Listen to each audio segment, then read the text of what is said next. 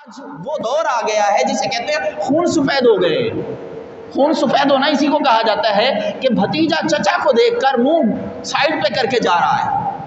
मुस्कुराना तो दूर की बात है, चचा से सलाम करना तक गवारा नहीं किया, भाई भाई से सलाम करना गवारा नहीं कर रहा। ये कैसे मैनर्स हमने सीख लिए हैं, कैसी दुनिया। आज हमने अपने आप को कब्र में बंद कर लिया है माजरत के साथ। इसी जिंदगी में हमने अपने आप को कब्र में बंद कर लिया है, तन्हा जीना सीख लिया है। नहीं चाहिए मुझे किसी का साथ, भाई भी नहीं चाहिए, भतीजे भी नहीं चाहिए, भांजे भी नहीं चाहिए। अरे भाई क्या चाहिए, मैं दोस्तों के साथ गुजारा कर लूंगा। यार दोस्तों के साथ गुजारा हो सकता है, तेरा भाई तेरा सबसे अच्छा दोस्त नहीं हो सकता, तेरे खानदान के तेरे रिश्तेदार तेरे अच्छे दोस्त नहीं हो सकते। जो दोस्तों के लिए कुर्बानी देता है वही अपनों के लिए कुर्बानियां दे। ये सारे अपने तुझ पे साया करेंगे, ये सारे